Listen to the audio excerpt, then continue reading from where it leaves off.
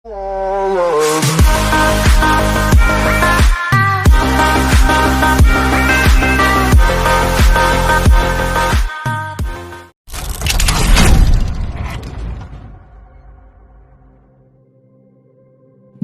punya siapa? Punya umat manusia yang otaknya tak bersekat. Klaim peradaban biasanya menjadi rebutan antar keyakinan. Contohnya Borobudur. Ada yang bilang punya Buddha, Hindu, terakhir punya Sulaiman. Tentang Sulaiman disebut sebagai klaim oleh Muslim. Makin lama makin rancu karena pola pikir kita terlatih untuk disekat. Sekat antar budaya, sekat antar keyakinan. Manusia berasumsi bahwa tiap keyakinan adalah dunia dan dimensi yang berbeda sama sekali. Ajarannya beda, figurnya pun berbeda. Contohnya, Sulaiman diceritakan dalam Islam, lalu diklaim bahwa Sulaiman adalah milik Islam dan beragama Islam. Padahal di seluruh sejarah keyakinan tokoh ini ada, hanya nama dan gelarnya berbeda-beda.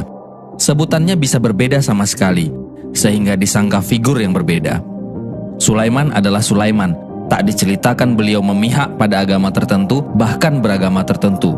Dari daftar agama yang ada sekarang ya. Dan setiap wangsa mungkin punya sebutan sendiri bagi beliau.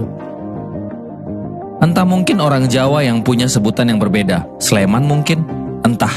Dan kata siapa beliau orang Timur Tengah. Kalau salah satu tempat pemerintahannya di sekitar sana, ya mungkin saja karena beliau pemimpin dunia. Beliau punya akses untuk bermandala atau bermakom di mana saja.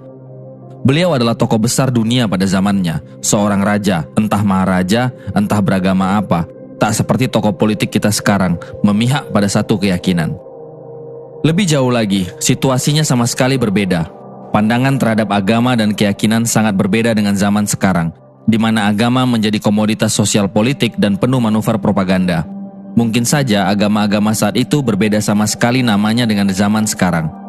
Dan mungkin saja agama-agama saat itu berbeda sama sekali namanya dengan zaman sekarang.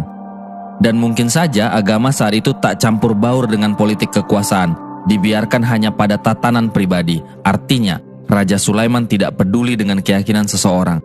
Kerajaan hanya ikut campur tentang hal-hal kenegaraan dan kerakyatan. Borobudur memang adalah sebuah situs sakral. Namun, setiap wilayah di permukaan bumi memiliki mandala sakral dan disesuaikan dengan budaya dan setting setempat. Zaman itu tidak ada religion seperti agama zaman sekarang. Tiap bangsa punya cara sendiri dalam berkomunikasi dengan Tuhannya, karena Tuhan diakses melalui DNA masing-masing, sedangkan DNA setiap bangsa memiliki perbedaan. Jadi saat itu dunia mungkin ada ribuan keyakinan di muka bumi ini, dan tak ada ide untuk menyeragamkan dan mengkategorikan keyakinan hanya pada beberapa religion saja. Peradaban diklaim sebagai hasil karya A, B, C, D. Apakah tak mungkin bahwa A, B, C, D ini adalah itu-itu aja? Kalau dipikir dari pendekatan pengetahuan saat ini, yang sudah disekat-sekat otaknya, ya tentu saja menjadi berbeda dan menjadi saling klaim. Mungkin saja agama saat itu tidak ada Hindu, tidak ada Buddha, tidak ada Islam seperti definisi sekarang, jadi bagaimana bisa klaim? Bahkan hitungan tahun pun bisa jadi keliru alat ukurnya, karena versi kalender juga berbeda-beda. Ada Caka, ada Gregorian, dan lain-lain.